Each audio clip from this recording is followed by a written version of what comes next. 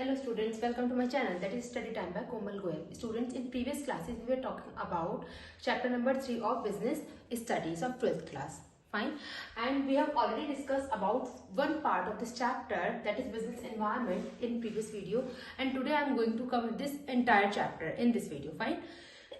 In previous video we have already discussed about the introduction of business environment, fine, in which we have discussed about keywords and we have discussed about many parameters of that. मैंने एक आपको map बनवाया था, उस map उस diagram के through हमने पूरा वो इंट्रोडक्शन को समझा था एंड उसके अकॉर्डिंगली हमने फीचर्स की बात की थी, जिसको हम बोलते हैं नेचर ऑफ बिजनेस एनवायरनमेंट, जिसमें हमने उस इंट्रोडक्शन से ही पॉइंट निकाल के बिजनेस एनवायरनमेंट के फीचर्स को स्टडी किया था. Fine. And this is the last class for chapter number 3 of business studies. That is in today's class we are going to discuss about two headings, and by this we are going to end up by this chapter, that is importance of BE and dimensions of BE. Fine. So first of all I am going to talk about importance of BE, then later on we'll discuss about this topic. Fine. चलिए सबसे पहले आप इधर देखेंगे board पे. अगर हम बात करते हैं बेटा सबसे पहले इंपॉर्टेंस ऑफ BE, मैंने आपको पहले भी इसका एक आपको कीवर्ड्स बताया था, इसका इंट्रोडक्शन दे दिया था, तो उसके थ्रू आज हम आगे स्टार्ट करेंगे. फाइन. जिस बच्चे ने मेरी प्रीवियस वीडियो ना देखी हो चैप्टर 3 का पार्ट नंबर 1, तो प्लीज पहले उसको देखिएगा, उससे you will get the clarity about the chapter, about the topic, and then you will come to know about the importance खुद से ही, है ना, क्योंकि उसमें मैंने ऑलरेडी आपको कीवर्ड्स दिए थे उस हिसाब से, जहां आज हम डिस्कस करेंगे. फाइन. चलिए let's start. If you are talking about importance of BE, सबसे पहले बिजनेस एनवायरनमेंट को स्कैन करने के लिए या बिजनेस एनवायरनमेंट को स्टडी करने के लिए आपको क्या लगता है, क्यों आप ऐसा करते हैं? Why one organization or enterprise is going to scan the business environment? What is the benefit of that? What is the importance of that? Basically, importance is this: अगर आप अपने ऑर्गेनाइजेशन के बाहर के एनवायरनमेंट को स्टडी करते हो, scanning करते हो, तो आपको उस ऑर्गेनाइजेशन के बाहर के एनवायरनमेंट से बहुत कुछ सोचने को समझने को मिलता है. से फॉर एग्जांपल अगर आप अपने बिजनेस एनवायरनमेंट को थॉरली स्टडी करेंगे, उसको स्कैन करेंगे, so firstly you will get the identification of the opportunities which are residing outside of your business enterprise. Fine. जहां पे आपको अगर अपॉर्चुनिटीज की हम बात करते हैं बेटा, आप उन अपॉर्चुनिटी को आइडेंटिफाई करके you can be the first mover for achieving that opportunity, for grabbing that opportunity. Fine. जैसे कि मैंने आपको प्रीवियस क्लास में भी बताया था, तभी मैं बोल रही हूँ पार्ट 2 अब तक देखिएगा जब आप पार्ट 1 कंप्लीट कर लें. फाइन. तो जैसे मैंने प्रीवियस क्लास में भी आपको बताया था, सपोज अभी तक हम पे मोबाइल चैट के लिए प्रॉपर ऐप नहीं थी, व्हाट्सएप ने हमारी नीड को आइडेंटिफाई किया, व्हाट्सएप ने फर्स्ट मूवर एडवांटेज वहां पे लिया कि उसने आपको व्हाट्सएप चैट बनाकर दी कि जिससे हम इजीली मोबाइल से कम्युनिकेट कर सकते हैं. अभी मार्केट में बहुत सारी ऐसी एप्स हैं, but still WhatsApp is number 1 app. Fine. या अगर हम दूसरा एग्जाम्पल लें, आपकी बुक का ही एग्जाम्पल लूंगी, सपोज मारुति ने ये देखा कि हाँ स्मॉल कार्स की जरूरत है, तो जिसमें उन्होंने एक छोटी कार को बना के दिया कस्टमर को. Why? Because it has taken the first mover advantage for grabbing that opportunities. Fine. तो basically this is the main importance of business environment कि अगर आप उसको thoroughly study करते हैं, you will able to identify the opportunities. Fine. पहला point. दूसरा point बेटा, जब आप opportunities को फाइंड आउट कर पाएंगे तो आप ऑर्गेनाइजेशन के रिसोर्सेज जो चाहिएंगे वो भी आपको ऑर्गेनाइजेशन के बाहर के एनवायरनमेंट से मिलने वाले हैं. तो बाहर के एनवायरनमेंट से आप कैसे उन रिसोर्सेज को एलोकेट करा पाओगे, वो आपको कैसे पता चलेगा? जब आप उसको एनवायरनमेंट को स्टडी कर लोगे. अगर आपने सोचो एनवायरनमेंट को स्कैन ही नहीं किया, आपने एनवायरनमेंट को स्टडी ही नहीं किया, how you will get to know about the resources which are available in your market, in your environment? How you will able to know? You can not able to know about that. How you can know if you are going to scan that environment? Fine. So you can be the first person who can get the resources from that environment, like raw material, machineries, technology, land, labour, etcetera etcetera. And इसके through आप क्या करेंगे, input लेकर आप environment से, आप environment को इसके बदले गुड्स एंड सर्विसेज प्रोवाइड करेंगे, जिसको हम बोलेंगे आउटपुट. फाइन. सो बिजनेस एनवायरनमेंट को स्टडी करने से आपको अपॉर्चुनिटी पता चलती है, उसके साथ साथ आपको ये पता चलती है these are the resources which are available in my market, and after getting those resources as an input in your organization, you can give some output to your environment also. Fine. Now अब देखिए मैंने यहाँ पे पहला point ये डाला था, दूसरा ये डाला था, बट पहले के बाद आपको दूसरा यहाँ पे आना है. ठीक है। अब देखिए तीसरा पॉइंट हम बात करेंगे बेटा, if you are going to identify the opportunity in the environment you will able to identify the threats also. What are the threats? Basically threats are known as the warning signals for your organisation. Fine, जो आपको लगता है कि future में मुझे ये opportunities मिलेंगी, same आपको लगता है फ्यूचर में मुझे ऑर्गेनाइजेशन के लिए वार्निंग सिग्नल्स मिल सकते हैं। So how you will able to know about those warning signals if you are going to study that environment? पहली बात। दूसरी बात, उन वार्निंग सिग्नल्स को कम करने के लिए what you can do, you can cope with that rapid change. जो आपको लगता है कि ऑर्गेनाइजेशन के बाहर के एनवायरमेंट में बहुत ज्यादा फ्लेक्सिबिलिटी है, बहुत ज्यादा बारी बारी चेंजेस आ रहे हैं, what you can do, you can study that, you can cope with that. I always told you, previously I have told you that you cannot reduce, you cannot completely ignore those part, but what you can do, you can reduce them, you can cope with them. So basically these are the rapid changes जिनसे आप cope कर सकते हैं if you are going to study your business environment. Fine. And ये दोनों point, अब देखिए first point ये था, दूसरा ये था, तीसरा ये था, फोर्थ ये, अब ये दोनों हम एक साथ चलाएंगे, फिफ्थ एंड सिक्स्थ दोनों पॉइंट्स। कैसे? जिसमें हम बोलते हैं if you are going to analyse your business environment, what you can do good planning, you can make good policies. How? Because you have already know about your market, you have already know about your environment, which is a part of your outside organization. So obviously if you will study that, you will scan that, so you will able to plan in a good manner. ठीक है, आपकी जो policy making होगी वो आपकी easy हो जाएगी। Y? Because आपने ऑलरेडी एंटिसिपेट कर लिया है कि मेरी अपॉर्चुनिटीज होंगी, मेरे थ्रेट्स होंगे, इसके बदले मेरी ये स्ट्रेंथ्स है, मेरी ये वीकनेसेस है, मुझे रिसोर्सेज चाहिए। फाइन, और इनसे मैं ऐसे कोप कर पाऊंगा। So ultimately your planning will be good and finally if your planning will be good, so last step what will be that, आपका परफॉर्मेंस इंप्रूव करने से कोई भी नहीं रोक पाएगा। So ultimately these point are interlinked to each other, कि अगर आप बिजनेस एनवायरमेंट को स्टडी करते हो, स्कैन करते हो, अगर आप उसके बारे में थॉरली नॉलेज रखते हो, सो अल्टीमेटली आपकी प्लानिंग बेटर होगी एंड आपकी परफॉर्मेंस भी इंप्रूव होगी। अल्टीमेटली पॉइंट आप और ऐड कर सकते हैं यहाँ पे, your growth, your stability positive हो जाएगी, ठीक है, and your expansion, so on and so forth. So basically these all are the positive points if you are going to study about the business environment. Fine, so you can take a screenshot, ठीक है, फिर हम आगे चलते हैं।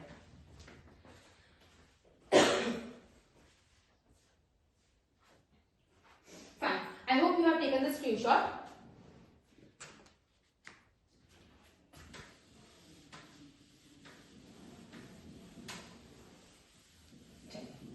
अब देखिए, अब हम बात करेंगे बेटा डायमेंशन ऑफ बीई की। बहुत इंपॉर्टेंट है, इंपॉर्टेंट से भी आपके केसेस पूछे जाते हैं। फाइन, एंड आपके डायमेंशन से भी क्वेश्चन पुट अप किए जाते हैं। ऑलरेडी डायमेंशन के बारे में आपको बुक में बहुत कुछ बताया हुआ है, you can read accordingly, but I am just going to tell you about those different words जो आपको एग्जाम में पूछ सकता है examiner, and you can get confuse by those words, those questions. कैसे? देखिए, सबसे पहले मैंने आपको पहले बताया था, अगर हम बात करते हैं बेटा डायमेंशन ऑफ बीई की, तो हमारे पास होता है PSELT। L stands for legal, technological, political, social and economical. सबसे पहले LTPSE आपको याद रखना है। फाइन, अब अगर हम इकोनॉमिकल एनवायरमेंट की बात करते हैं, इकोनॉमिकल एनवायरमेंट हमेशा होता है हमारा पैसे से रिलेटेड। पैसा, पैसे का मतलब मैं आपको ओरल बताऊंगी, बुक में आपको सब कुछ मिल जाएगा, लेकिन आपको सुनना है, ध्यान से सुनिएगा। पैसे का मतलब योर इंटरेस्ट रेट, पैसे का मतलब योर इन्फ्लेशन रेट, पैसे का मतलब योर रेट्स। बेसिकली जहां पे आप बात करते हैं पैसे की, जब भी हम बेटा एक सस्ता वर्ड यूज करते हैं, जब भी हमें इकोनॉमिकल वर्ड की याद आ जाती है। फाइन, अब अगर हम बोलते हैं, आप खुद से सुनिएगा, जैसे मैं बताना आपको शुरू करते हैं, एक पॉइंट का डिस्कस करते हैं यहाँ पर। अगर मैं बात करती हूँ आपका इंटरेस्ट रेट, अगर आपका इंटरेस्ट रेट बैंक ने कम कर दिया सपोज होम लोन पे, तो आपके पास आपका लोन सस्ता हो जाता है, जिसकी वजह से आपकी परचेजिंग पावर बढ़ जाती है। फाइन, जिसमें हम कहते हैं कि कस्टमर की अगर हम बात करते हैं, डिस्पोजेबल इनकम भी हमारे इकोनॉमिकल एनवायरमेंट के अंदर आता है। एंड अगर हम बात करते हैं आपका कस्टमर का, बेसिकली कस्टमर की डिस्पोजेबल इनकम हम बात करते हैं इंटरेस्ट रेट की, हम बात करते हैं इन्फ्लेशन रेट की, हम बात करते हैं कस्टमर की परचेजिंग पावर की, वो सब आपका किसके अंडर आता है? इकोनॉमिकल एनवायरमेंट के। ठीक है। सो अब अगर मैं एक और बात करती हूँ, अब हम बात करते हैं इन्फ्लेशन रेट की। अगर बेटा आपका इन्फ्लेशन रेट, सपोज इन्फ्लेशन बढ़ जाता है, what will be the effect on your business enterprise? The cost of production will get rise. Why? Because जब इन्फ्लेशन रेट हो गया भैया, बढ़ गया, तो आपका कॉस्ट भी कहीं ना कहीं बढ़ जाएगा। सो अल्टीमेटली ये भी आपके बिजनेस में इंपैक्ट डालेगा। सो this is the economical environment, जहां पे हम बोलते हैं आपके ऑर्गेनाइजेशन के बाहर का पार्ट है कि आपका जीडीपी क्या है, आपका जीएनपी क्या है, आपका नेशनल इनकम क्या है, so and so fourth, but वो आपके बिजनेस को डायरेक्टली और इनडायरेक्टली इंपैक्ट करेगा। फाइन, डायरेक्टली नहीं करेगा क्योंकि जनरल एनवायरनमेंट का पार्ट है, बट यस इनडायरेक्टली जरूर करेगा। फाइन, नेक्स्ट पॉइंट पे चलते हैं सोशल। सोशल में बेटा वेरी वेरी इंपॉर्टेंट, जब भी हम बात करते हैं सोशल में आपको एक वर्ड याद रखना है, कस्टमर्स डिमांड। कस्टमर की डिमांड होती है हमारी सोशल एनवायरनमेंट का एक पैरामीटर। कैसे? अगर मैं बात करती हूँ the taste and preferences of the consumer is changing day by day, so this is the part of social environment of your organisation, which is the part of your external environment of your organisation, but yes it will indirectly impact, it will indirectly affect to your organisation. Fine, so basically what is this? This is the social environment. जैसे कि मैं बात करती हूँ कि अगर customer का आजकल वेस्टर्न में ज्यादा उसका इंटरेस्ट है तो वेस्टर्न की डिमांड करेगा। What is this? This is the part of the social environment. या अब अगर हम यहाँ बात करते हैं बेटा वैल्यूज, यहाँ हम बात करते हैं कस्टम्स, यहाँ हम बात करते हैं traditions, these all are the part of the social environment. Fine, जहां पे हम बात करते हैं दिवाली आने वाली है, ग्रीटिंग्स कार्ड और ग्रीटिंग्स कार्ड, क्रैकर्स वगैरह की तैयारी कंपनी करने लगती है। What is this? Basically this is the social environment of the organisation and which will impact on business enterprise. Why? Because if Diwali is coming, so that particular organization will make greeting cards and sweets and so on and so forth. Why? Because उसको पता है कि हाँ अब customer की demand ऐसे बढ़ेगी क्योंकि अब ये फेस्टिव सीजन आ रहा है। सो basically what is this? Is a custom, this is tradition जो लास्ट हमारा लंबे टाइम तक चलता रहता है। वैल्यूज क्या होती है? वैल्यूज होती है जो आपके बिजनेस एंटरप्राइज की आपके प्रति होती है। Fine, so basically this all are the part of social environment. अब वेरी वेरी इंपॉर्टेंट, मैंने यहाँ पे कुछ रेड पॉइंट लिखे हुए हैं कि आपको एमसीक्यू में दे देगा। गर्ल चाइल्ड मूवमेंट किससे रिलेटेड है? Girl child movement, literacy rate, या हम बात करते हैं इक्वल स्टेटस ऑफ वुमेन या women status in the work, in the working condition, in the work life, these all are the part of social environment. Fine. अगर हम बात करते हैं the standard of living of the people who are the part of your country, again this is a part of the social environment of your organization. Fine. So these are the main points जिससे आप confuse हो सकते हैं कि भाई ma'am ने तो बस वैल्यूज कस्टमर ट्रेडिशन बताए थे, पर इससे बियॉन्ड भी जाके सोशल एनवायरनमेंट हमारा बनता है बेटा, जहाँ पे हम इन पॉइंट्स की बात करते हैं। ठीक है, या अगर आजकल विमेन कहती हैं कि हमको इस इक्वल स्टेटस चाहिए, भाई जब हम भी काम कर रहे हैं आप भी काम कर रहे हो, है ना, तो हमको इक्वल स्टेटस चाहिए, इक्वल सैलरी चाहिए। They should not be discrimination according to the gender, according to the caste, तो this all is a part of social environment. Fine, चलिए नेक्स्ट हम बात करते हैं, पहले हम बात करेंगे लीगल की, फिर हम चलेंगे पॉलिटिकल पे। देखिए लीगल एनवायरनमेंट, लीगल एनवायरनमेंट में आपको एक कीवर्ड याद रखना है बेटा, एक्ट। सारे एक्ट्स को जानो। If you are the business enterprise, you need to know about all the rules and regulations which are framed by the law. जहां भी आपका लीगल आया, लीगल मतलब लॉ, लॉ मतलब कोर्ट, कोर्ट मतलब आपका स्टेट लेवल पे हो, आपका नेशनल लेवल पे हो, आपका कैसे भी हो, लेकिन आपका हम बात करेंगे यहाँ पे कोर्ट की, यहाँ पे लीगल एक्शन की। लीगल एक्शन का मतलब rules regulations are framed by government in the form of law. What these are known as? These are known as the acts. Acts मतलब ट्रेड यूनियन एक्ट, कि अगर आप एक ऑर्गेनाइजेशन में आपकी फैक्ट्री है, आपका कुछ भी इंटरप्राइज है, आपके बहुत सारे वर्कर्स है, तो आप ट्रेड यूनियन एक्ट को जानो। फाइन, आपकी फैक्ट्री या फैक्ट्रीज एक्ट को जानो, उसके क्या क्या पॉइंट्स है, कैसे कैसे आपको अपने एम्प्लॉयज के लिए या अपने वर्कर के लिए काम करना है। ठीक है, अगर आपका कोई भी बिजनेस से रिलेटेड अगर आपका कोई भी एक्ट है, उन सबको आपको जानना होगा। फाइन, कैसे? क्योंकि वो लीगल रिक्वायरमेंट को फुलफिल करना पड़ेगा। तो again you are a part of business but you have to know about the legal environment of your organisation. भाई अब एक अमेंडमेंट आया किसमें? फैक्ट्री एक्ट में, ठीक है, कि आप इतने साल के बच्चे से कम बच्चे को आप काम पे नहीं ला सकते। तो you need to know about that amendment for that act. Why? Because you have to applicable that. Why? Because you are the part of the country, so you have to follow that rules and regulation which are framed by the government. Fine, so this is the legal environment. अब हम चलते हैं technological environment पे। बहुत easy है आपको पता। हाँ देखो, लीगल में एक बार देख लो, मैंने ये भी दिया हुआ है। लीगल में क्या होता है, सारे एक्ट को जानो, ठीक है।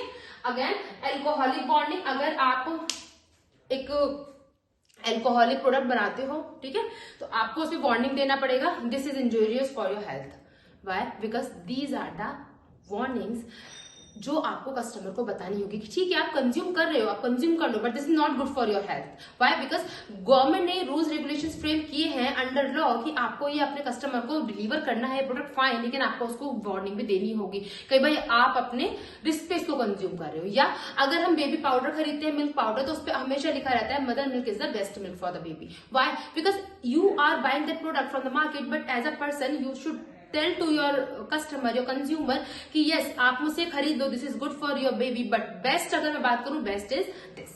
Fine, so basically this all come under legal environment of the organisation. And technology की हम बात करें बेटा, आप सबको पता है टेक्नोलॉजिकल मतलब, एक बहुत अच्छा एग्जाम्पल दूंगी, टाइपराइटर से हम किस पे शिफ्ट हो जाते हैं? हम शिफ्ट हो गए हैं बेटा किस पे? MS ऑफिस पे, MS वर्ड पे। What is this? This is the technological change. Fine. या अगर हम बात करते हैं ऑनलाइन शॉपिंग की, आजकल ब्लिंकिट चलता है, बिग बास्केट चलता है, बहुत सारे ऐसे एप्स आ गए हैं, है ना, जहां पे हम क्या करते हैं, ऑनलाइन बैठ के हम अब वेजिटेबल ही बाय कर लेते हैं। फाइन। या फिर अगर हम बात करें फ्लिपकार्ट है, अमेजोन है, ऑनलाइन शॉपिंग है, ऑनलाइन ग्रोसरीज भी आप बाय कर सकते हैं। आप 1 घंटे में, आप 10 मिनट में, आप 20 मिनट में, वो लोग दावा करते हैं हम आपके घर में सामान पहुंचा देंगे। What is this? Basically these are the technological change, but these all can possible only through the internet. If you don't have internet तो you cannot use those apps, you can say, right? And एक और अगर मैं इसमें बात बताऊं, जैसे अभी मैंने यहाँ लिखा भी यूज फॉर एडवर्टीजमेंट। टेक्नोलॉजी आप एक एडवर्टीजमेंट के लिए बहुत अच्छे से यूज कर सकते हैं। पहले आप एडवर्टीजमेंट जैसे भी करते थे, लेकिन अभी क्या करते हैं हम एडवर्टीजमेंट को कैसे कर सकते हैं बेटा? इंटरनेट के थ्रू। फाइन। और ऑनलाइन शॉपिंग भी टेक प्लेस कर सकता है। एंड अगर हम बात करते हैं लास्ट पॉइंट की, दैट इज पॉलिटिकल। पॉलिटिकल क्या होता है? ध्यान से सुनिएगा। पॉलिटिकल का मतलब है your government attitude towards your business. एक आपको ये कीवर्ड बहुत रहेगा पूरा पॉइंट जाने के लिए। पॉलिटिकल का मतलब कि पॉलिटिकल पार्टी का एटीट्यूड क्या है फॉर योर बिजनेस। आपकी पॉलिटिकल पार्टी का एटीट्यूड आपके बिजनेस के प्रति पॉजिटिव है या नेगेटिव है। इफ दिस इज पॉजिटिव तो दिस इज द ग्रेटेस्ट एक positive sign for your organisation, and if it is negative so vice versa. And दूसरा अगर हम बात करते हैं रिलेशंस, आपके पॉलिटिकल पार्टी की गवर्नमेंट के रिलेशंस विद फॉरेन कंट्रीज कैसे हैं? Because if you are business enterprise you can go beyond the boundaries of your country. If you are going to go, if you want to go beyond the boundaries of your country, so ultimately the attitude of your government should be positive for that country. जब भी आप उस company के साथ, तभी आप उस country के साथ ट्रेड कर पाएंगे, तभी आप एमएनसी बन पाएंगे। फाइन। सो बेसिकली रिलेशंस आपकी गवर्नमेंट के दूसरे कंट्री के साथ कैसे, ये भी डिपेंड करेगा। एंड स्टेबिलिटी कैसी है आपकी पॉलिटिकल पार्टी की? अगर आपकी पॉलिटिकल पार्टी की स्टेबिलिटी अच्छी है तो आपका एक आपके लिए पॉजिटिव साइन है, and vice versa. Fine. And the last point, constitution of your country. ध्यान रखना बेटा, कॉन्स्टिट्यूशन किसका पार्ट है? पॉलिटिकल का पार्ट है। ऐसे ध्यान रखिएगा, लीगल का पार्ट नहीं, क्योंकि लीगल में तो हम सारे एक्ट जान रहे हैं। कॉन्स्टिट्यूशन हमारा पॉलिटिकल पार्टी से रिलेटेड है, क्योंकि हमारे कॉन्स्टिट्यूशन एक लार्ज लेवल पे सबकी सहमति से बनता है, जिसमें हम सारे राइट्स की बात करते हैं, तो वो आपका पॉलिटिकल एनवायरमेंट का ही पार्ट होगा। अब देखिए, we have discussed about all the points, 5 points we have discussed, economical, social, political, legal and technological, जिसमें हमने बात की है सारे एनवायरमेंट की। एंड अब ये 5 पॉइंट आपके बिजनेस एनवायरमेंट को इनडायरेक्टली इम्पैक्ट करता है, ठीक है। So as a business you should study about your business environment because these parts of your general environment will impact upon your business. So आपको अगर ये पता होगा तो आप उसको पहले से स्टडी करके अपॉर्चुनिटी जान पाएंगे, थ्रेट्स जान पाएंगे, वार्निंग सिग्नल मिल जाएंगे, उसके अकॉर्डिंगली आप एक्ट करेंगे एंड फाइनली आपकी प्लानिंग अच्छी होगी। प्लानिंग अच्छी होगी तो आपकी परफॉर्मेंस इंप्रूव होगी, प्रॉब्लम इंप्रूव होगी तो क्या होगा, आपके बिजनेस को ग्रोथ मिलेगी, ग्रोथ मिलेगी तो आपका एक्सपेंशन होगा, एक्सपेंशन मिलेगा तो आप मार्केट का कवरेज एक्सपैंड या मार्केट में अपना बिग शेयर ले पाएंगे। Fine, so that's all for today from my side. I have completed by chapter 3 in business environment, I have completed with the chapter 3 that is business environment and business studies का हमारा तीसरा chapter खत्म हो गया। I hope यहाँ तक आपको कोई डाउट नहीं होगा। मैंने सारे इफ एंड बट करके आपको टॉपिक अच्छे समझा दिए हैं। सो अगर आपको फिर भी कोई इसमें डाउट होगा तो you can comment in the comment box. And secondly I have already told you बेटा I am going to start my physical classes, ठीक है, for commerce students for 11th and 12th। So if you are interested you can comment in the comment box for getting the complete location of my physical coaching centre. Fine, and coaching centre मेरा new Moradabad में है, उसकी location अगर आपको चाहिएगी तो मैं आपको mention कर दूंगी। Thank you so much guys for watching in and take care, bye bye, thank you.